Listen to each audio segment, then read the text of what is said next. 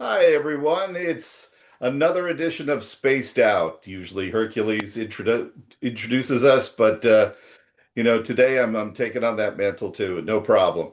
Um, and this is the show, podcast about all various different genres and everything from science fiction to fantasy to horror, film noir, which is what we're kind of focusing, actually, not so much film, but a book by Leonard Appa. Am I pronouncing that correct? You got it. Uh, and in the interest of full disclosure, I'm kind of dipping into two things tonight because Leonard's going to be featured in a forthcoming edition of the Jackson Times because he's a Jackson resident. Yep. And I'm excited tonight because I've been trying to connect for a while, and now we're finally going to learn more about his project, the Scarlet Scrapper, Yeah. and a bit about his writing and his journey through to getting where he is. So, without further ado, Leonard, why don't you tell me a little bit about yourself and how you came to be uh, a writer and some of your interests and what you do. Okay. Well, thank you for having me on, and I'm excited. I like doing these. This is probably like my third podcast I've done. They're very fun. Makes me want to start my own. Uh, maybe one. Maybe if I ever have time. So how I became a writer. Basically, there's this show. It's funny because I just started rewatching it too from the early '90s called Ghostwriter. It was like a PBS show. And I just learned like the backstory of it recently, where it was really a show that was trying to get kids into reading and writing. And that's what got me into writing. There was a character who was a writer on the show. He's, a kid, like 12, 13 years old. And there was something, he was reading one of his short stories. Um, and I was just like, wow, that's awesome. I like that. I could do that. And then that kind of started the whole bug of writing. And honestly, English was the only class I was ever really good in school too. So kind of goes hand in hand. So, Well, yeah. tell us a little bit about yourself. You're Okay. live in the So wilds of Jackson Township, which I know from yeah, covering it for 10 years is an interesting town to say the least. yeah. I've only been a resident of Jackson for about 2 years now. We're going on 2 years. I was born and raised in New Jersey, but I was from Tom's River. Then I lived in Brick for a while, Okay. then in Little Egg for a while. And then this is just much closer to my work. So I ended up moving up here. So I have been a New Jersey resident my entire life. Um, I don't know. I'm kind of boring. I like to read. I like to a lot. I Nothing play wrong with video that. games and I write, and that's kind of my life. I have a baby, so that takes up a lot of time. And Oh, yeah, okay. Yeah, yeah. I would So imagine. I'm a teacher, so that's always draining. So yeah, I have a lot of energy sapping activities. So All right, well let's move on to exactly how the Scarlet Scrapper came about, and what other fictional characters has resonated with you that kind of might have inspired or, led you to want to express yourself with this yeah, character. so I think that's actually probably a lot more interesting than who I am. Hmm. It's actually how I came up with the story and how I. So in high school, there's a lot of kids that are going out and going on dates and being really cool. I was the cool kid who discovered that radio serials were a thing. Hmm. So that's what I did while everybody else is going on dates. And that was definitely a good pickup on, hey, did you hear the Dick Tracy episode? Or, so I was always really into comic books since I was a little boy. And somehow I discovered that there was a radio show of Superman. And I was just like, wow, that's amazing. And I ended up finding it at the library and then listening to it and just fell in love with these serials, these radio serials. And I started listening to all of them, Shadow, Green Hornet, The Phantom, anything I could get my hands on. And that's really where the basis of the Scarlet Scrapper came from. So that's kind of the inspiration. I mean, it was like 40 years or 20 years later, but and then it's kind of a fun story. There's an author named David Morrell who created Rambo. First Blood. That's his novel was, what the movies are based on. And Hmm. I befriended him back in about 2010. I call him my unofficial mentor. And he and I would meet up every year when he'd come to what's called Thriller Fest in New York. And I was telling him about this. We always talk writing and things like that. And then he knows that I love superheroes and so on. And he said to me, "Well, why don't you write a superhero novel that's not a superhero novel?" And that kind of clicked. I was like, "Holy crap, that's actually brilliant." And so I wrote this book introducing the Scarlet Scrapper, and he was very kind and said, "I'll tell you what, I'll read it for you when you're ready." And of course, because somebody offered to read it for me, I rushed it and I sent it to him, and I get the notes back and I'm ready. And he's like, "Yeah, the story's broken. It's never going to be published." I cried under a desk for about a week, said, "I'm never going to write again. Forget it. Why am I even trying?" But then I looked at his actual notes, what he was really saying. And Hmm. I started the book over from word one, and now it's published. And he got a copy of it. I Awesome. sent it to him, and he gave me a great review. And so, so here we are. So, yeah, it was a lot of fun to Awesome. write. And he's a really good guy, David Morrell. So if you haven't read him, you definitely should. So thrillers and things like that. Now, does it have the feel of like a noir kind of character, or is it actually set in that time period? It's actually set in the time period. So it's set in the 1940s, and it's about a little Awesome. boy Yeah. who is really into this radio show, The Adventures of the Scarlet Scrapper. He thinks it's a real hero running around New York saving people, and they're just broadcasting his adventures. So the Hmm. boy ends up witnessing a murder, and he goes in search of the hero, but finds the actor, and then the actor has to step up into the role of Oh, actually him wow. That's save the day. So, and it's very influenced by the old pulps, by noir, the old radio shows. I have it actually, in certain ways, it emulates that format. So the book's split up into four parts, and each part is called like episode one, and then it gives a little radio script. I wrote oh, all cool. radio episodes and stuff. And yeah, so it's it's very influenced by, yeah, definitely the old pulps and stuff. Well, we had done an installment on The Shadow and even Doc Savage in another episode in the past, and it's amazing just how That's many awesome. things are inspired. The Yeah, characters were inspired from those film serials yeah, and pulp uh, novels and just how much fun they are. I mean, they really are. I think bringing, and we even talked about this in those installments. Like, I'm glad you said it in the exact time period because it never seems to work when they bring the shadow into modern age. Yeah, Because we have enough heroes that are here, fictionally. yeah, Um, and like that's part of their charm. Like I guess the yeah. Phantom could get away with it because the Phantom has Right. That's generations kind of of his the Phantom, idea. but Yeah. Doc Savage and the original Superman has, before Superman. Um, and a little bit of inspiration when I heard the name, I immediately thought of the Crimson Avenger, the DC Comics very first costumed, superhero, before Yeah. Superman, before Batman, and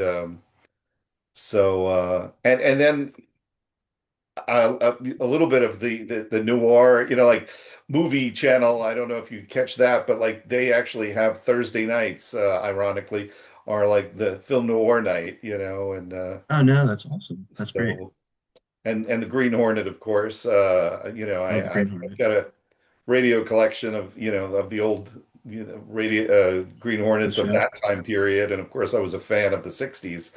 So and I hope we Yeah. get something in the future for that, But Well, they just announced they're going to be doing a new live action Phantom show. So oh I'm yes, I pretty. heard something about So that. yeah. And then we have, well, as more modern, obviously, that we have Spider Noir coming out with Nicolas Cage, which is based off the Yes. comics. Yeah, So I'm so looking forward to it feels catching like that. we're getting a resurgence of these type of stories, which is really good. So And that one looks so stylish. It's I think it was shot in black and white, like I think it's I think they're releasing them both black and white and color, which is kind Oh, of neat okay. too. Okay. So yeah, that'll be on Amazon, I believe. So And yeah. yeah, and I don't know if you catch there's a, New York channel that a PBS channel that has the Nightmare Theater, and they Oh, always before they put their cheesy movie on, which makes Svengoolie look like Oscar material. Um, okay. they put on usually they put on a serial before that, Okay. and it could be anything from Flash Gordon to Undersea Kingdom, which was like almost a knockoff of Flash Gordon but set Okay. underwater, and is Flash Gordon, it was Crash Court again, like such a Right. blatant, Yeah. rip-off. But also, what was it? Bela Lugosi in the 1931. They just finished that one the week before. Um, oh, forgot what it was called now. But he basically he's an evil scientist, and Okay. he's invented invisibility, and he's Oh, trying to, yeah. So, okay. but yeah, it has that kind of feeling to it. How long did it take you to write the book? I mean, did you kind of like sit down, at certain intervals, within your busy life to say, okay, I gotta knock off a few pages, or was it like binge writing where you were so, excited that you were like, I have to get at least a chapter done, or, how did it all work for you? Well, this book was actually before the busy life took over. Oh, so, okay. Okay. so I didn't have a baby when I wrote this one. So it probably took me about a year, maybe a year and a half though. And again, I did start it over from word one because the first one I have reread it and David Morrell was absolutely correct. It was horrible. Mhm.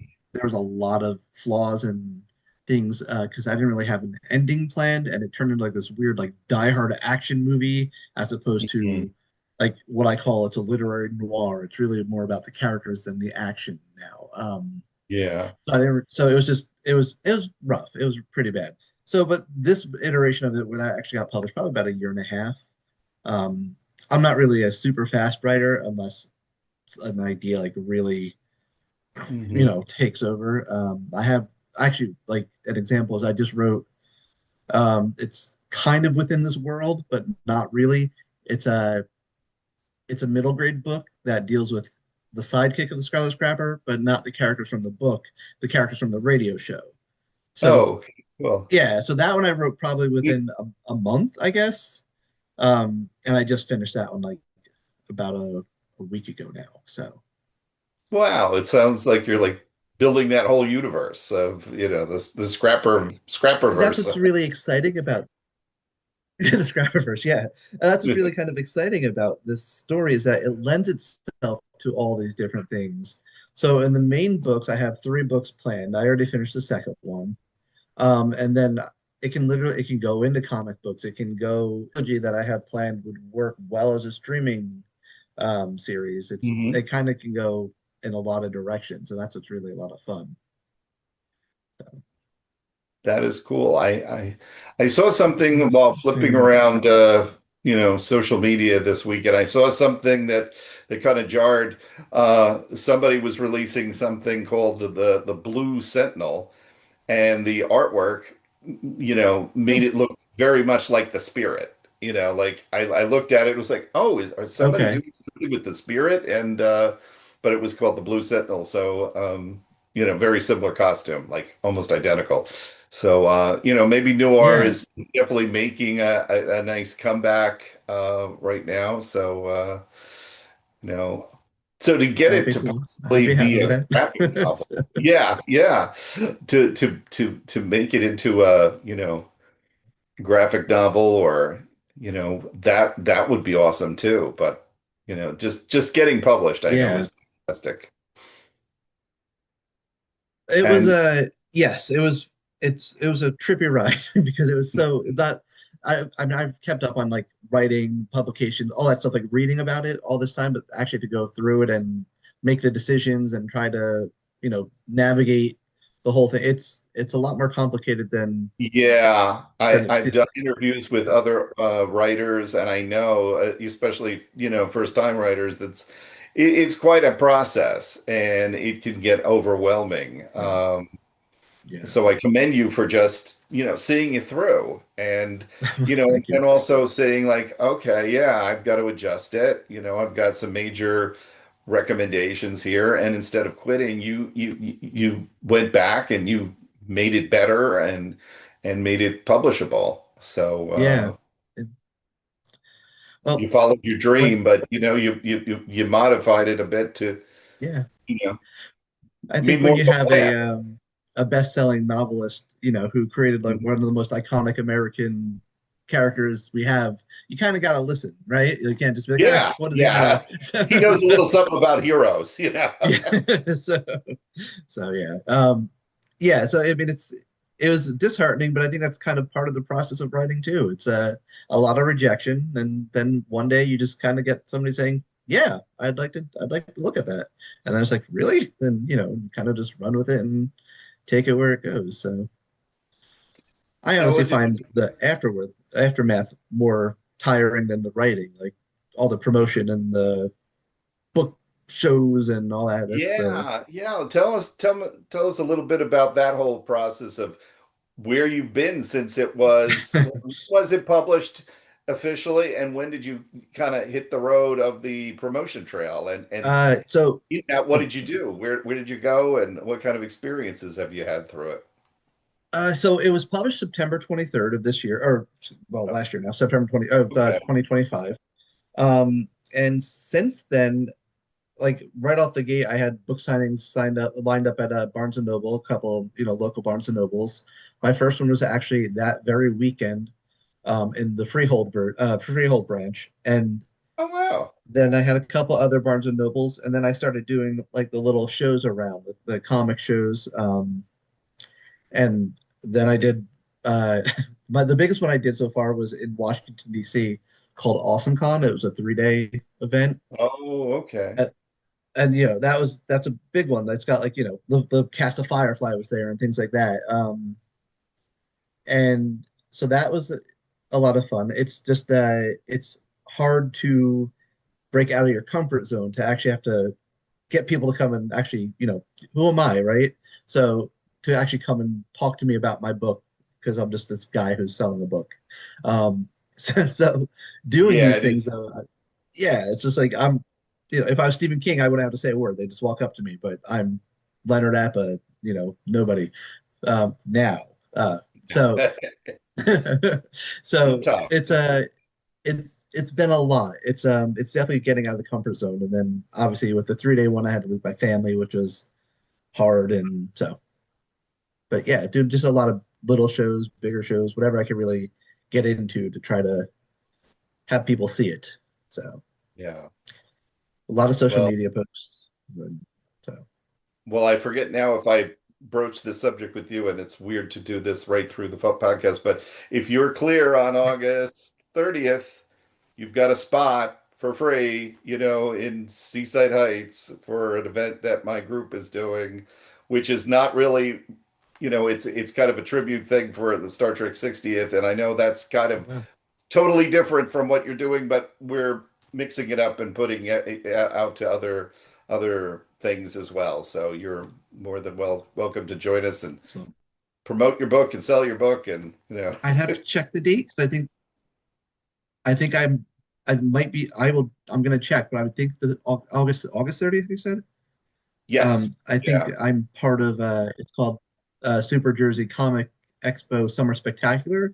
I think might be on the 30th, which I'll be a part of. But if not, then Oh I would yeah, I know definitely that's be happy big. to go. That last year that was in your hometown. It was over at Yeah, yep. you know. The Yeah, Oh, over that's by right. Great Adventure. I didn't realize because they were supposed to be back at that location, and of course Yeah, they're things going had out of business or changed something. there, unfortunately. And Yeah, I would have liked it to be right back yeah, in my coverage zone, and you're in yeah, your town. Would have been, you wouldn't have had to travel too far. yeah. Um, I was excited because it was like 10 minutes away from me, so I was like, sweet, it's a weekend one, but I'm right there anyway. So kind of like got to Yeah, drive like an hour, but so still not I too know. bad. But I know Mr. Brown over there that runs that, and I was heartbroken when I heard that they had to yeah. change it. So, Well, they seem although happy with the new place, though. yeah, it's got a dome there as well, and it's Yeah. in all the way in Hillsborough, something like that. Yep. Way Hillsboro. north, way So, north. So, but if that's the case, I certainly understand. You know, yeah, I'm pretty sure it's that day. I'll have to check when we get off, but if not, then I would be happy to. That would be awesome. yeah, it's actually a Sunday, yeah, on ours. So I don't Okay. know. I thought they were doing theirs on a Saturday, and I think next year they're going to go back to doing it as a 2-day event. Yeah. Yep. So, So but so what have been some of your favorite heroes over the years of reading? And I would imagine you were probably a comic book fan too, or yeah, um, comics were actually my first love for reading. I was a late bloomer when it came to reading, like reading books. So my tops is always Spider-Man and Batman, yeah, the or yeah, the regular ones, the standards. And as I got older, honestly, Superman kind of started taking top spot for me, uh, especially these days. So Superman's definitely at the top there. And then when it comes to like books, it's Rambo. I although some people don't like it now, I really loved Catcher in the Rye growing up. mm, I still yeah, teach the Odyssey. It's one of my favorite texts to teach and read. And so Odysseus, I love the classics or Greek mythology stuff.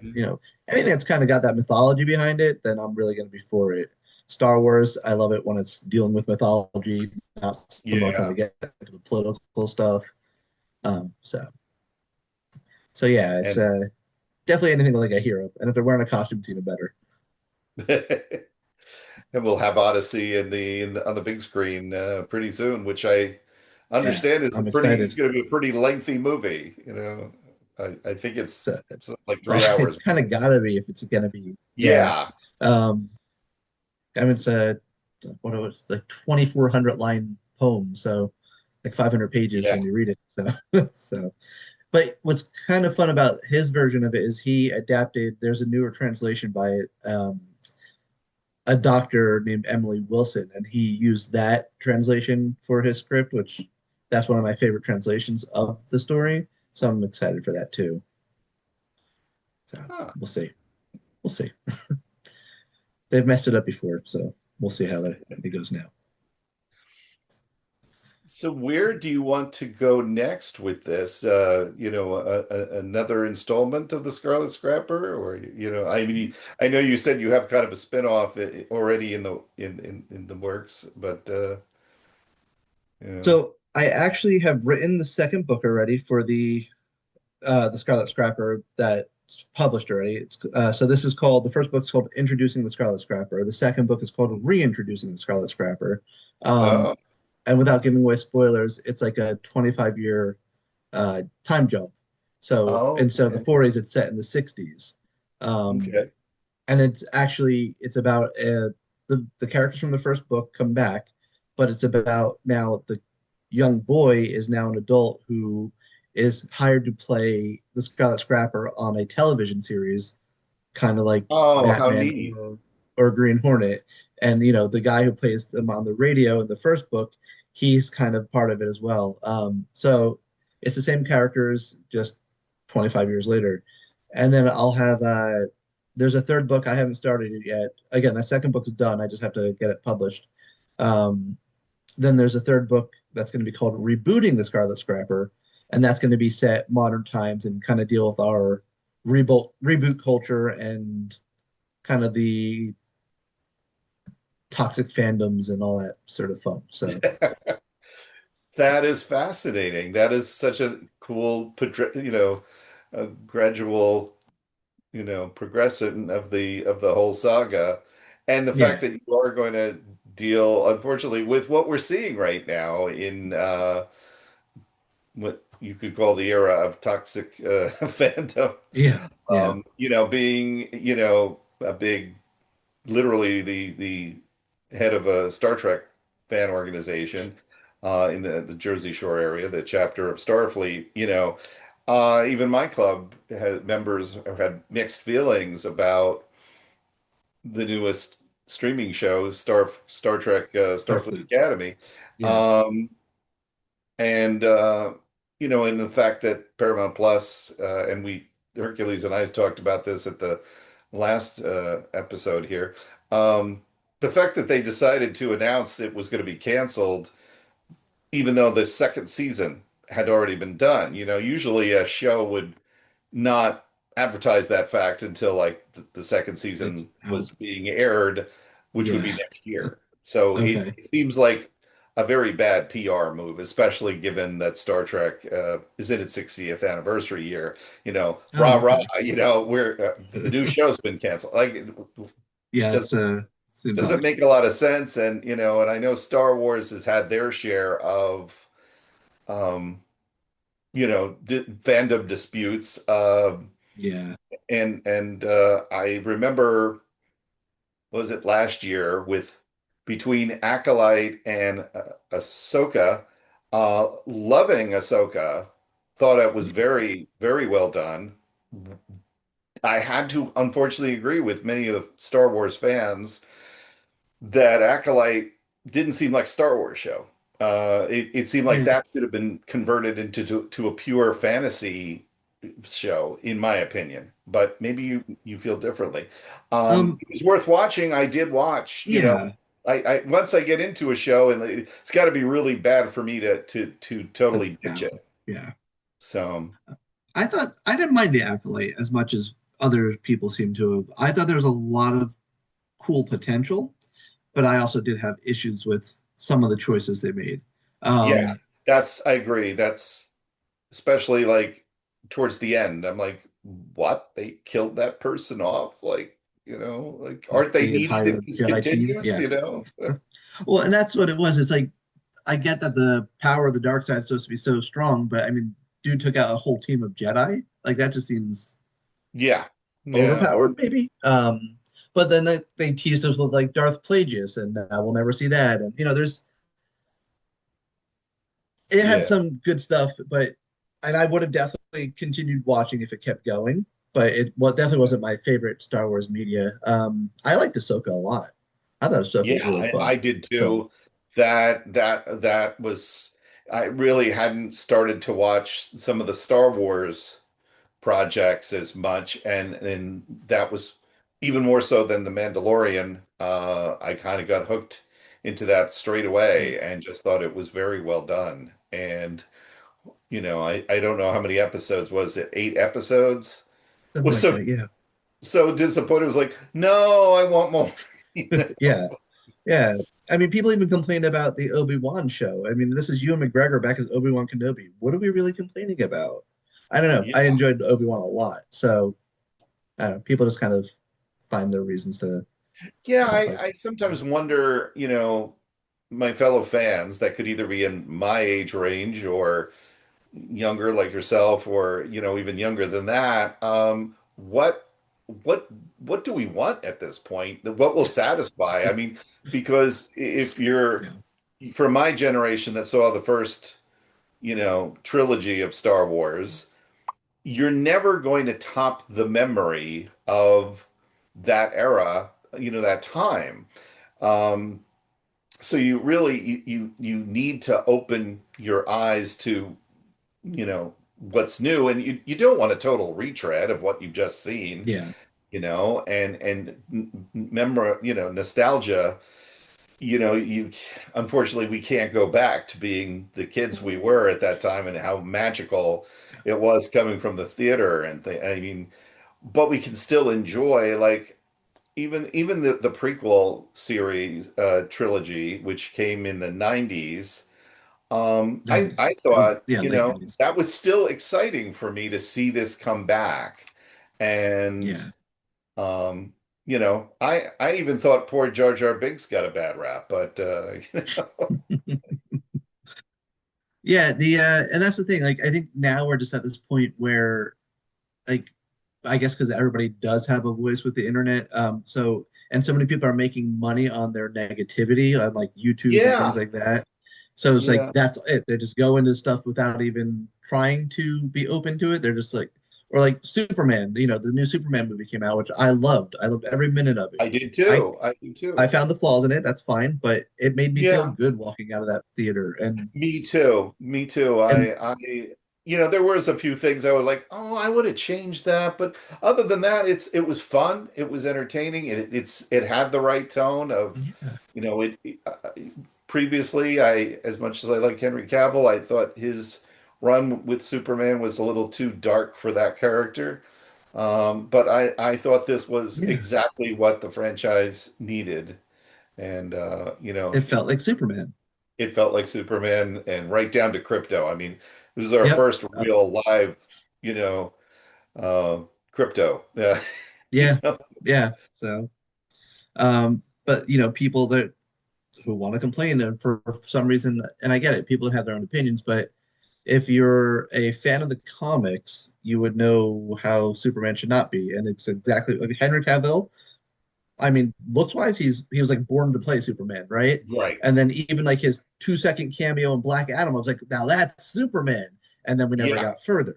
But it's whatever Zack Snyder's vision was that people are so again Yeah. It the was certainly not anti-gun his people. acting. I mean, So no, I think that the Man of Steel, I think, uh, relied a little too heavy on a little bit of it being a little darker than we expected. And, yeah, there seems of bl tearing the heck out of Metropolis at the time. I think, yeah, um, yeah, but I'm looking forward to Supergirl, as I'm sure you yep, are. yeah. It I looks know like a lot of fun. the story's based on a graphic novel, and it's going to Yep, be, somewhat different from what we remember from the Supergirl CW show, because she's yep, different. But Supergirl, like any character, from the first movie, which wasn't really commercially successful, but at least got Supergirl on the map there, um, which which is more than we got for Batgirl, yeah. in So recent yeah, I years. think it looks good. The Helen Slater one, is that Yeah, the one yeah. you're talking? Which I don't think I actually saw in the theater. I'm surprised I didn't, but way back then, maybe I did. But they don't seem to play that too much on TV lately. So Not too much, no. maybe they will when this comes out as nostalgia, and say, bring her back. Maybe. I think And I it might don't, be on like HBO Max or something. yeah, I don't know if she's doing if they threw her in as a cameo. I mean, Hmm. uh, I haven't heard anything. I mean, she had like a cameo in the Supergirl show, if I remember. yes, She played yeah, the she mom, played the and mom. then Dean Cain was yeah, the dad. Uh, Um, so yeah, that would be neat though. Actually, she was on Smallville too. yes, Helen Slater. She played, I think she played Lara, um, Clark's mom, yeah, Cal's mom. yeah, that's So, right. so, so yeah. But yeah, I remember liking that movie, the old Supergirl movie. And honestly, I didn't mind Sasha Callie, I think her name was in The Flash, the brunette Yeah, Supergirl. and that was from the alternate universe version, which I think is a separate character, but I liked her too. Yeah, She really made that movie very interesting. yeah. Uh, So, but I think that movie got a bad rap from the start. I thought it was actually pretty decent. So, especially with the other oh, stuff that I had been coming loved out. how they brought even Nicolas Cage's unseen Yep. movie version Yes, into that it. was cool. I thought that was cool. And how they interspliced, I guess, AI and different special Yeah. effects of Yep. uh, Yeah, Christopher that Reeve was really and cool. Helen Slater's characters together. Yeah. Uh, Stuff that we'll never really get to see. Yeah, that was cool. So, yeah. Um, but yeah, the new Supergirl movie is based off the comic Woman of Tomorrow, which is actually a really good story. And it also makes a lot of sense because of how they're doing. Like some of the complaints I've seen online, and again, these are people who just like to complain on my guess, is that like, oh, look at her, she's drinking alcohol and blah blah blah. But if you think about it on a psychological level, it makes sense. Her one mission was to protect Kal-El, and Yeah. she gets to Earth, and her mission's over because Kal-El's the world's, hero, savior. So it kind of makes a certain amount of sense to be lost. So Well, I'm looking forward to seeing Jason Momoa, who is, as Lobo, yeah, as Lobo. He was like born to play that part. I mean, yeah. even when I was watching him in Aquaman, and I'm a big Aquaman fan too, I was thinking, God, he would make such a good Lobo, like, Yeah, and he said from the start that that was like his dream DC role. So even like well before he was cast as Lobo, he's been saying it since he got cast as Aquaman. So now he's getting it. So there we are. yeah, So yeah, so it's actually should be a pretty good summer for movies with between because we got Spider-Man as well, yeah. um, which that I'm really excited for. I actually just watched today the that Punisher one-off that they did, the limited or special presentation they called it. Oh, Um, okay. I'm glad you so it's only reminded like me of that. I got to catch that. Yeah, I it was forgot only that. like 45 minutes, and it's kind of I don't know if you watched Daredevil, but in Daredevil Born Again season one, the Punisher's in it towards the end, and then we don't see him in season two, and this is supposed to be kind of what's been going on during that time, and then leading into Spider-Man. So He was should well be fun. cast as well. I Yes. remember him in The Walking Dead and Yeah. saying, yeah, he would be a contender for the Punisher, He's my favorite as of now. So you know. probably secondly followed by Ray Stevens, which that movie was like a comic book movie if there ever was one. It was so goofy, but that was a really good one too. So Yeah, I did I did see that in a theater yeah, with like five other people. yeah, I think they released that one around Christmas time or something. I think so actually. I remember freezing in a theater in Stafford Township, Okay, AMC there, um, and sitting around in a matinee, and like there was literally like if there was five other people in there, and I was probably one, but I enjoyed it. It was yeah, extremely violent, and but over the top. it was perfect for the tone of that character, and Yeah, and what's his? I can't think of his real name. Wayne, the guy Newman from yes, from Seinfeld Seinfeld. as Micro. He was really good. Like it was really good casting all around. So, Yeah. yeah. Yeah, and I know we've got the Avengers to look forward to in the fall Yeah, or midwinter. I forgot where it is at this point, but yeah, it's just going to be a big summer. So yeah, or a big year, yeah. I guess, for movies. So the franchises, at least. So, Well, I do hope we see some of the old classics. I'm glad to hear about the Phantom. I had read about that. These days, you never know what to believe. yeah, You get your hopes up, and then you find out that it was all AI manufactured. yeah, Um, but I'd love to see a Green Hornet streaming service, that would be a lot of fun. series that could maybe go a little, more on edge and, because of it being a streaming service, have a little bit more um, adult content, but, less on the camp that from the Yeah, movie. I think it'd be kind of cool if they adapted. Kevin Smith did a good comic book run for Green Hornet. Yes, yeah, I would love to see that kind of turned into something more. So, but yeah, I have a feeling that with what's going on, we'll probably start seeing a little bit more, or hopefully, or I guess it's more hoping than a feeling, see some more of these type of characters out again, especially if the Phantom does well. Because there's a lot of kind of magic in these stories. There's something just really cool and charming about listening to them on the radio or watching the old serials and just like just even the language they used, yeah, it's a lot of fun. yeah. Is this Phantom set to be in the same time frame as was done Not with sure. the Phantom movie with Billy Van Billy Zane? Zane. Yeah. I'm not sure. They really just said that it's coming, that it's in production or development, maybe. Uh, I don't know if you saw it about. I think it was like 2005, maybe. It was Yeah. on Sci-Fi, the Yes, I Phantom, did see the that, and it cockpit. was definitely wild approach with that costume and Yep. the fact that he didn't know his heritage and that they Yeah. found him. That was a different take. I caught that. I thought it was interesting, but I knew it probably wouldn't make it to a series. Yeah.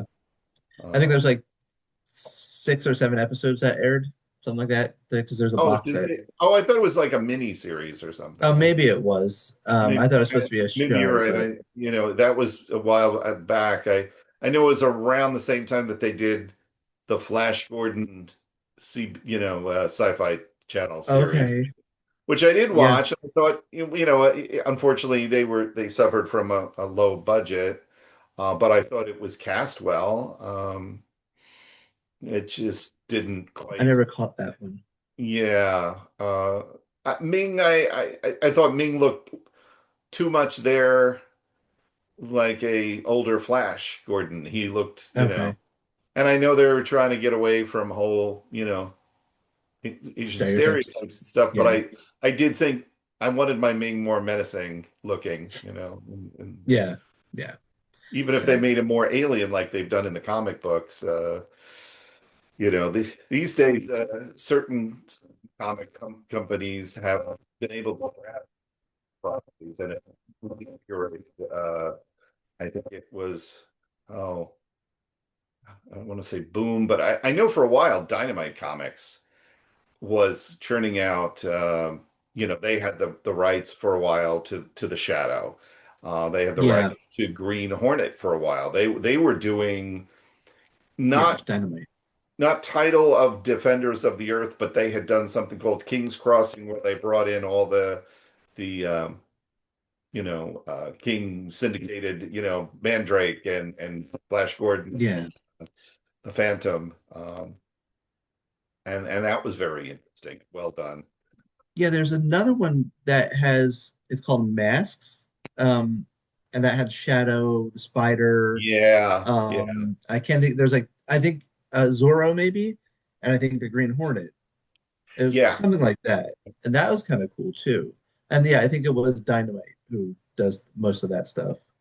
Because I'm pretty yeah. sure actually DC might have the rights to the Shadow now. He's always popping up in their books. I don't I quote me know on they that. did. They had two very successful runs. I mean, I told me about the Shadow from the radio show. Um,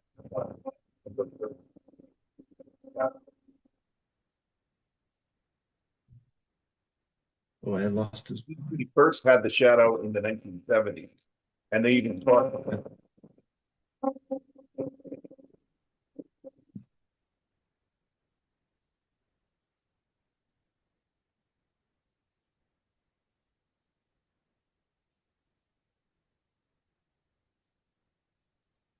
I'm having some trouble here, technical trouble. I see you talking, but I'm not hearing anything. But it's probably, I'm guessing, my connection. No, I believe it's Bob's. The sound is Oh, only out for Bob. Uh-oh. okay. You're back. Oh, now I hear you. Okay, okay. Maybe I'm not talking loud enough. I don't know. Yeah, I guess we're running when Hercules makes an appearance. Or were you here just for our technical thing? I see we're not quite out of time. We actually have around 10 more minutes or so. Oh, okay. Well, then we could continue our reminiscing over, pulp type characters like the Shadow. I don't know if you've ever been, Leonard, to a pulp show. They're very interesting. They used to run them over in Bordentown Okay. in a little hotel that was kind of, I hate to say this, but kind of smelled like pulp even without the show being there. It was the perfect place for it to be held, but it was a lot of fun. And you could actually see the old books, and they Okay. were incredible prices.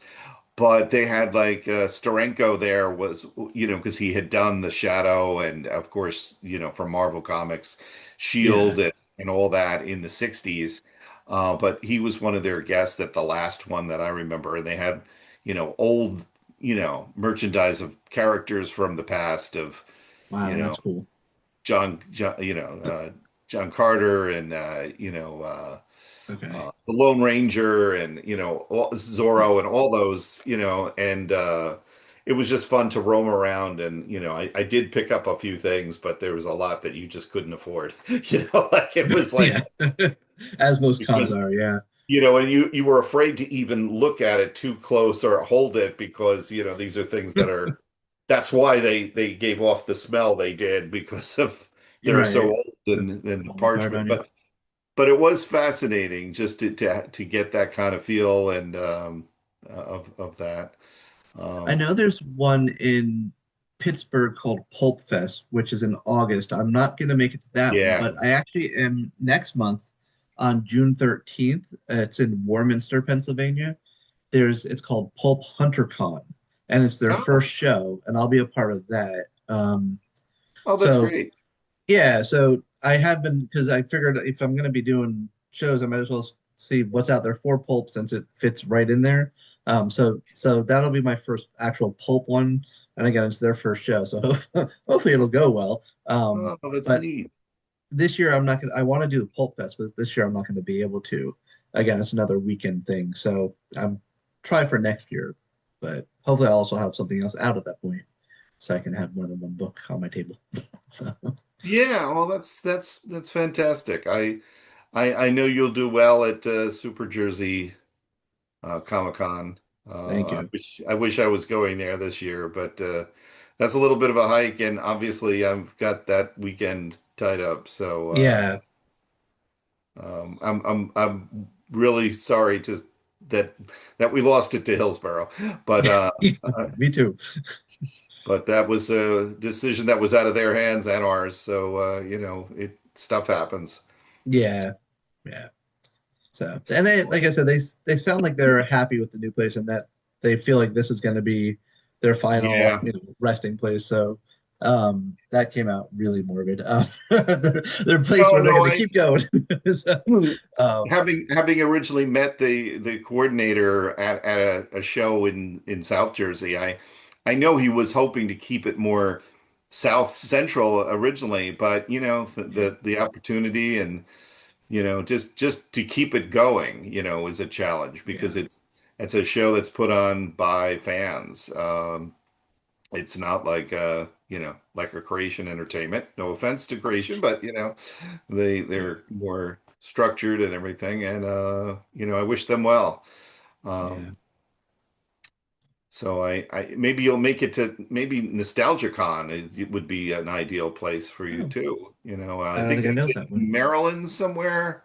Okay, It used to be at the Hunt Valley, where Shore Leave was a big major Star Trek science fiction, actually multimedia con has been for more than 40 years. oh, wow, But they had to move to Lancaster, Pennsylvania because the hotel uh, was sold and finally had to close and it is okay, finally demolished, oh, okay, So we had many adventures there. We were sad to see that one go. I mean, the con is still going on, but the hotel had some memories from over the decades of changing its look to okay, some pretty bizarre looks. okay. And it was breaking down. The one year the elevator, one year the escalator, and Wow. um, you know, things I won't go into here. But Makes sense. it was part of the charm. We Yeah. would sit in the lobby and make fun of the hotel, but it was basically, yeah, it was a shithole, but it was our shithole. So That's fun. Yeah, the cons have been fun. I have a good time with them. Which I'm not. Which it's weird. I'm a teacher, so I literally talk for a living to kids who don't care one little bit. But I'm not generally like I'm gonna run out and meet people sort of guy. So when I have to actually I have to do that, it's a bit tiring, but it's actually I feel like it's helped a lot, honestly. And it helped me actually pitch my books last weekend in a Thriller Fest. So hopefully something will come of that, but that's a whole different story. So yeah, I don't know. The con's been a really good time. Definitely helped me break out of the comfort zone and things like that. So, Well, who knows? Maybe one of your students, I don't know what grade level you teach. Maybe they'll say, "Oh, I'm gonna pick up the teacher's book and just see, like, and then find out like, oh, wow, this is interesting." And it could yeah, open up a whole other world to them of like, oh, this is based on a genre that they weren't even familiar with that was yeah, around the time of their grandfather. yeah. So, Well, the kids do get excited for it. I've had a couple said that they bought it. I don't know if they really did. One kid said he bought it and then somebody stole it. Why would they steal my book? I don't know. but but they do get excited for it. Like I said, I had the do I actually have one right here? I do not. One of the bookmark that I have printed was actually the art's done by one of my previous students, and then I have this. It's a poster like for the radio show that's in the book, okay, I think I and saw that. Yeah, yeah. yeah, I may have sent it to Yeah. you. So that was done by one of my students, one of my previous students. Oh, So that's interesting. Tell us about yeah. how that all came about.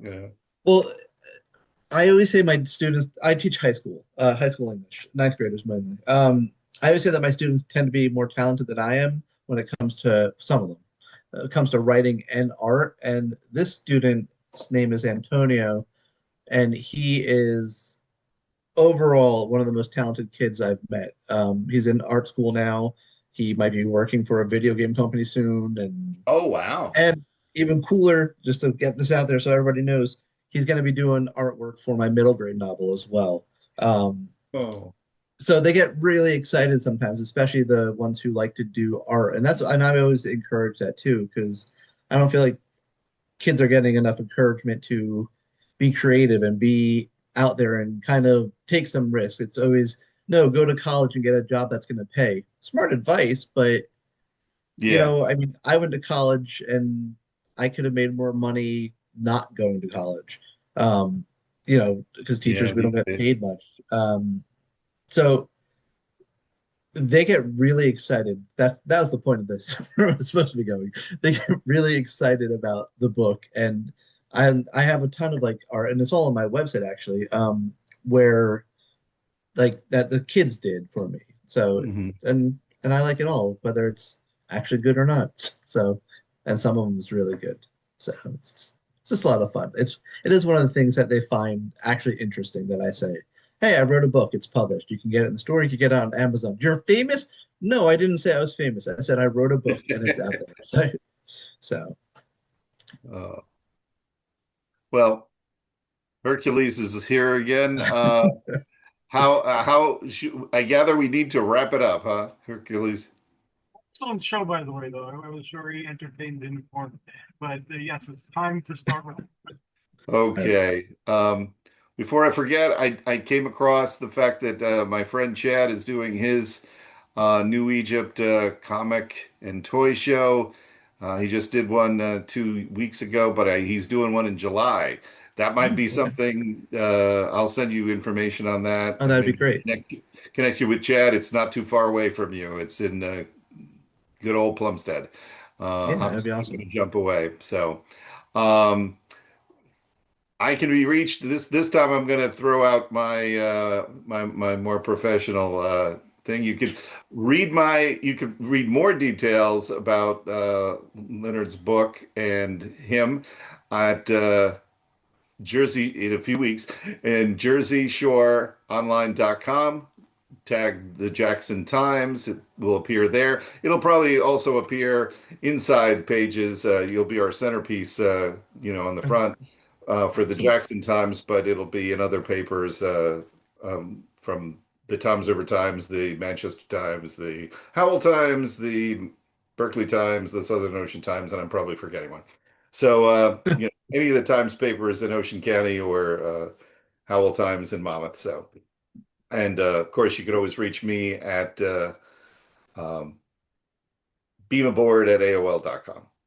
No. And Leonard, how can they order your book, and how can people reach out to you? They can go to my website, which is just Leonard Apa author at .weebly.com. Or you can just Google my name and it'll pull me up right on top. Or you can go to Amazon. The book is on Amazon. It's on Barnes and Noble, Walmart, pretty much anywhere you can buy books. You can order a copy. If you get to my website, I also have the links on there. And fun thing about my website too, real quick plug in, I guess gotta go, is that if you want to listen to the radio scripts, somebody did actually produce the radio scripts for me, so you can listen to them as if it's the old radio show. So Oh, just a wow, little neat thing. So, that's cool. yeah, it's a lot of fun to listen to. Some of them are better than others, but I'm using your book cover as the icon for the show. I'm sorry. I'm using your book cover, the introducing the scrapper, Oh, scrapper. Yeah. as the Oh, icon for the show on YouTube. fantastic. Thank you so much.